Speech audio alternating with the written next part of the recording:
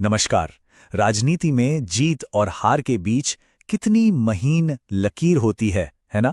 आज हम एक ऐसी ही कहानी को समझने की कोशिश करेंगे।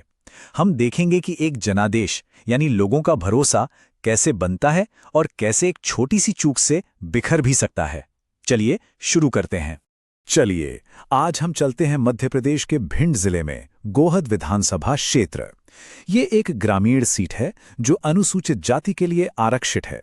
पर यह सिर्फ एक चुनावी मैदान नहीं है, ये भारत के लोकतंत्र की धड़कन है, जहां जमीन की हकीकत, लोगों की उम्मीदें और सियासी समीकरण सब एक साथ टकराते हैं। 607 ये महज एक नंबर नहीं है। सोचिए, सिर्फ 607 वोट, यही वो फासला था 2023 के चुनाव में जीत और हार के बीच।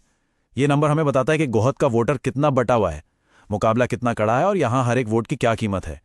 तो इस विश्लेषण में हम क्या करने वाले हैं?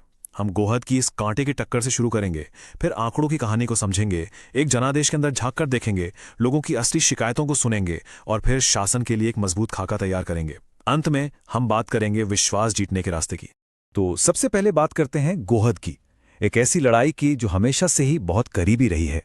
ये एक ऐसी सीट है जो अपनी अस्थिरता के लिए जानी जाती है, जहां जीत और हार का फैसला अक्सर बहुत कम वोटों से होता है।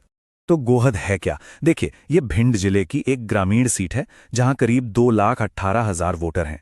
ये एससी के लिए आरक्षित है और यहां जो एससी वोटर हैं करीब 22%, वो असल में किंग मेकर हैं। जाटव और लोधी समुदाय की यहां बड़ी भूमिका है और इसका इतिहास, वो तो हमेशा से ही पार्टियों के बीच पाला बदलता रहा है, जो इसे बहुत अप्रत्याशित बना देता है। अब प्रोफाइल तो समझ लिया, पर असली कहानी तो आंकड़े बताते हैं, क्योंकि ये नंबर सिर्फ नंबर नहीं है, ये लोगों की मांगों, उनकी निराशाओं और उनकी उम्मीदों की कहानी कहते हैं। चलिए जरा इन नंबर्स में गोता लगाते हैं।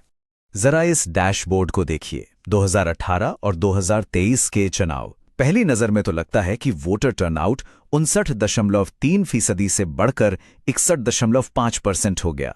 अच्छी बात है, लोग जागरूक हो रहे हैं, लेकिन असली खेल मार्जिन में हुआ है। 2018 में कांग्रेस लगभग 24,000 वोटों से जीती थी और 2023 में ये मार्जिन घटकर सिर्फ 607 रह गया। अब सवाल यह है कि ऐसा हुआ क्यों? जवाब बीएसपी के वोट शेयर में छिपा है, जो 11.9% से सीधे 2% पर आ गिरा। ये बार चार्ट तो पूरी कहानी साफ कर देता है। कांग्रेस का वोट शेयर लगभग वहीं का वहीं रहा, थोड़ा सा कम हुआ, लेकिन बीजेपी को देखिए, एक जबरदस्त उछाल 30% से सीधे 47% पर। और ये उछाल आया कहां से? सीधा बीएसपी के खाते से। बीएसपी का वोटर टूटकर बीजेपी के पास चला गया और मुकाबला एकदम बराबरी का हो गया। और ये कोई एक बार की बात नहीं है। गोहद का इतिहास देखिए, एक पेंडुलम की तरह, कभी इधर कभी उधर। 2008 में कांग्रेस, 2013 में बीजेपी, 2018 में फिर कांग्रेस और 2023 में कांग्रेस, लेकिन बस बाल बाल बची। और साथ ही वोटिंग परसेंटेज लगातार बढ़ रहा है, मतलब यहां का वोटर अब और ज्यादा सक्रिय हो रहा है। तो ठीक है, आंकड़े तो हमने देख लिए, पर हर आंकड़े के पीछे इंसान होते हैं, भावनाएं होती हैं, भरोसा होता है। तो अब बात करते हैं जनादेश की असली एनाटमी की। ये जीत हार सिर्फ नंबरों का खेल नहीं है।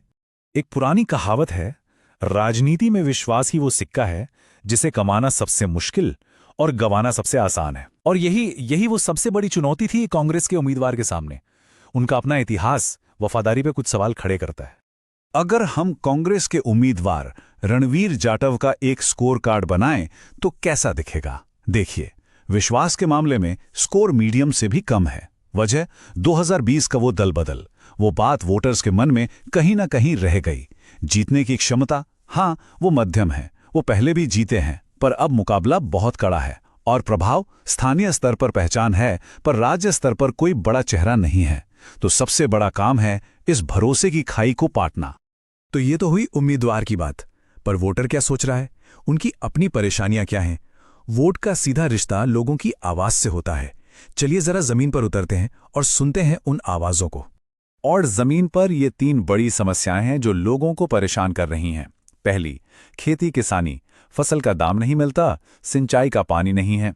दूसरी, नौजवानों के लिए रोजगार की भारी कमी। और तीसरी, सामाजिक कल्याण यानी पेंशन जैसी योजनाओं में देरी। ये सिर्फ मुद्दे नहीं हैं, ये लोगों के रोजमर्रा के जीवन और उनकी गरिमा से जुड़े संघर्ष हैं। इन आवाज़ों को सुनना एक जिम्मेदारी है। तो सवाल ये उठता है कि जब जनता अपनी परेशानियों के जरिए आपसे बात कर रही हो, तो एक लीडरशिप को जवाब कैसे देना चाहिए? यही सवाल हमें समस्या से समाधान की तरफ ले जाता है। और इसका जवाब है एक ठोस ब्लूप्रिंट, एक ऐसा खाका जो सिर्फ चुनाव के लिए नहीं बल्कि गवर्नेंस के लिए हो। ये एक 4 आयामी रणनीति है जो सीधे तौर पर लोगों की शिकायतों को संबोधित करती है। हम इसे चतुर्मुख सिद्धांत कहते हैं, मतलब एक 360 डिग्री अप्रोच जिसके 4 चेहरे हैं। पहला, चुनावी चेहरा, एससी, दलित और ओबीसी वोटर्स को एक साथ लाना। दूसरा, संगठनात्मक चेहरा, बूथ लेवल पर संगठन को फिर से खड़ा करना। तीसरा, नैरेटिव, पुरानी गलतियों पर नहीं बल्कि भविष्य के समाधान पर बात करना, खेती और रोजगार जैसे मुद्दों पर। और चौथा, संसाधन, कम खर्चे में ज्यादा असरदार तरीके से लोगों तक पहुंचना। ये तो हुई स्ट्रैटेजी, पर इसे लागू कैसे करेंगे? उसके लिए है ये 90 दिन की सीढ़ी। चुनाव से 90 दिन पहले घर घर जाकर लोगों की परेशानियां सुनिए। 60 दिन पहले रैलियों और सोशल मीडिया से माहौल बनाइए। 30 दिन पहले उन वोटरों से मिलिए जो दुविधा में हैं, उनसे सीधा संवाद कीजिए। और आखिरी 10 दिनों में पूरी ताकत झोंक दीजिए। ये एक प्रैक्टिकल एक्शन ओरिएंटेड प्लान है। तो अब हम अपने विश्लेषण के आखिर में आ गए हैं, और यहां बात सिर्फ चुनाव जीतने की नहीं है, बात है विश्वास कमाने की। ये एक लंबी यात्रा है। एक नेता की यह जिम्मेदारी है कि वो अपने मतदाताओं के भरोसे को बनाए रखे और उनकी निजता का सम्मान करे। भारत के digital personal data protection framework के तहत हर नागरिक की जानकारी की सुरक्षा और सहमति सर्वोपरि है, जो एक स्वस्थ लोकतंत्र का आधार है। याद रखिए, 607 वोटों का मार्जिन कोई जीत का जश्न नहीं है। ये एक प्रोबेशन पीरियड है, एक मौका है जो जनता ने आपको दिया है ये साबित करने के लिए कि आप उनके भरोसे के लायक हैं। क्योंकि असली भरोसा चुनाव के दिन नहीं बल्कि अगले 5 साल के काम से बनता है। तो मैं आपको इसी सवाल के साथ छोड़कर जा रहा हूं। आज के इस दौर में एक नेता के लिए सबसे जरूरी क्या है? चुनाव जीतने की कला या हर रोज लगातार लोगों का विश्वास जीतने का अनुशासन? गोहद की कहानी हमें इसी पर सोचने को मजबूर करती है। अगर आप एक जन केंद्रित नेता बनना चाहते हैं और अपने निर्वाचन क्षेत्र को ऊपर उठाना चाहते हैं, तो blueprintstrategies.ai से mgr@blueprintstrategies.ai पर संपर्क करें या 08042041602 पर कॉल करें। राजनीति से परे एक उद्देश्य।